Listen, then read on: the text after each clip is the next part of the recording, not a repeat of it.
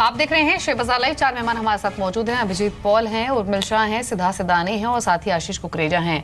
उर्मिल, आपने शो की शुरुआत में हाउसिंग फाइनेंस कंपनीज की बात की थी और एक सरकारी हाउसिंग फाइनेंस कंपनी आज लिस्ट भी हो रही है हुडको, जिसके आईपीओ को जबरदस्त रेस्पॉन्स भी मिला था। 80 टाइम्स सब्सक्राइब हुआ था ये आईपीओ। आज कैसी लिस्टिंग एक्सपेक्ट कर रहे हैं और क्या सलाह दी है आपने क्लाइंट्स को? लिस्टिंग गेन्स लेकर निकल आए आज या फिर बने रहे इसमें? अनफॉर्चुनेटली हम हुडको के आईपीओ के इन्वेस्टमेंट बैंकर्स हैं, तो मैं उस पर कमेंट नहीं कर पाऊँगा। पर जैसे मैंने पहले बताया था कि ओवरऑल हम हाउसिंग फाइनेंस सेक्टर पे काफ़ी पॉजिटिव है from a short term and a long term point of view. ठीक है, तो लॉन्ग टर्म पॉजिटिव है, शॉर्ट टर्म पॉजिटिव है, तो दोनों हाउसिंग फाइनेंस पे इसमें एक अच्छा व्यू मिल रहा है हमको।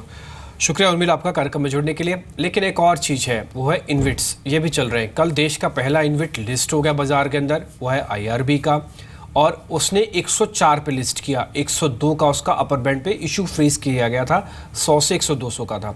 आज कल ये क्लोजिंग जो हुई है वो हालांकि लाल निशान में हुई है, 101 रुपये 80 पैसे पे, यानी कि 102 का जो था उसमें 20 पैसे नीचे। अब एक और है इनग्रिड, इसका भी आईपीओ आ रहा है। ये ऐसे समय पे आ रहा है जब कोयले के अंदर 11 से सीधा 5% ड्यूटी लेके आई जा रही है, और इसका बेनिफिट आगे चल के मिल सकता है क्योंकि जनरेशन को लेकर ये स्पेशली इन्विट्स इस्तेमाल होगा। ये भोपाल के अंदर एक ऊर्जा प्लांट को भी खर्च करेंगे। आशीष, आपकी रिकमेंडेशन चाहिए। ये दूसरा इन्विट है इंडिया ग्रिड का, क्या इसमें भरना चाहिए पर्चा? 10 लाख का है कम से कम निवेश।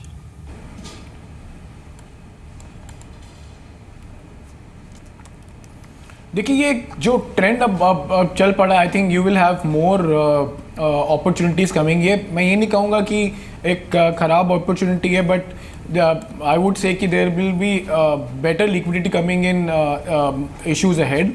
सो आप probably you can wait for more options ahead, क्योंकि अब यहाँ पे कुछ क्वालिटी पेपर्स भी एक्सपेक्टेड हैं।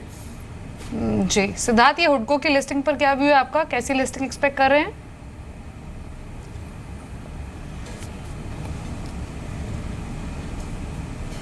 व्यू है, और जिस हिसाब से इनका गवर्नमेंट के साथ जो टाइप्स है, और जिस हिसाब से इनका एक अच्छा डिसबर्सल होता है, और अफोर्डेबल हाउसिंग का जो एक कॉन्सेप्ट है एंड हाउसिंग फॉर ऑल, ये पूरे पैरामीटर्स देखते हुए हम मानते हैं कि हुडको का लिस्टिंग भी बहुत पॉजिटिव हो सकता है और लॉन्ग टर्म पर्सपेक्टिव में भी ये स्टॉक बहुत अच्छा परफॉर्म कर सकता है।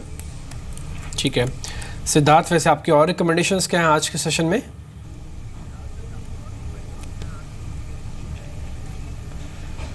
देखिए, आज जिस हिसाब से जीएसटी का एक रेट या आइटम्स जो निर्धारित हुई है, कौन से स्लैब में कौन से आइटम आएंगे, तो उस हिसाब से एफएमसीजी में बहुत बड़ा पॉजिटिव दिख रहा है। और एफएमसीजी में हमारा इमामी पे बहुत कंस्ट्रक्टिव और पॉजिटिव व्यू है। हम मानते हैं कि इमामी पे यहाँ पे खरीदारी करनी चाहिए 1400 के टारगेट प्राइस से। ठीक है, इमामी एक आपको और शेयर मिल गया जीएसटी वाला, आप नोट करते चलिए। आज जीएसटी के ना बहुत सारे शेयर्स आपको मिलेंगे, ज़्यादातर एनालिस्ट एफएमसीजी के शेयर्स दे रहे हैं, इसलिए इमामी पे आपको ज़रूर ध्यान रखना है। अभिजीत, आप टेक्निकली देख के बताइए कौन सा शेयर आपको पसंद है। मैं आपसे 1 से 2 शेयर ही पूछूंगा, 2 शेयर मेरे को बताइए ऐसे जो आपको बहुत पसंद है, आज आप उसको प्लस करेंगे।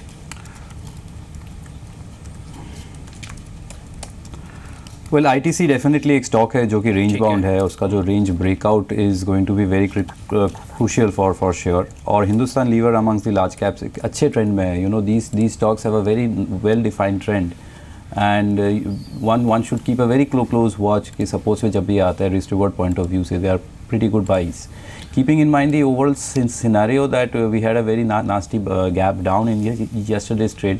मैं बहुत ज़्यादा aggressively buying करना नहीं चाहूँगा in this market. Probably I will wait out for 3 or 4 days more, because अगर bounce back sustain नहीं होता है, then the second leg of selling can be a little more sharper than what we saw yesterday.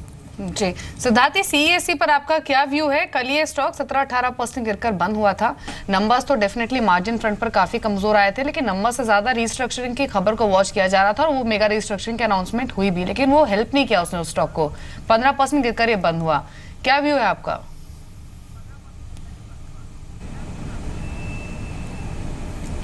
देखिए CSC के numbers कल नहीं देख के उसकी जो रिस्ट्रक्चरिंग है वो अहम है, और हम मानते हैं कि जिस हिसाब से इनका डिस्ट्रीब्यूशन बिजनेस है और उसको एक पूरा अलग से एक कंपनी फॉर्म कर दी गई है, तो ये बहुत बड़ा पॉजिटिव है कंपनी के लिए। हालांकि स्टॉक इसीलिए गिरा क्योंकि अमूमन देखा जाता है कि सेल ऑन न्यूज़ रहता है, और ये रिस्ट्रक्चरिंग की खबर जो मार्केट में बहुत दिनों से चल रही थी, जो कल सरफेस आउट हुई है, तो मोर और लेस हम मानते हैं कि एक बार सेल ऑन न्यूज़ हुआ है, प्रॉफिट बुकिंग आया है, बट ओवरऑल पर्सपेक्टिव से ये कंपनी काफ़ी अच्छा परफॉर्म कर सकती है, specially distribution part of the business.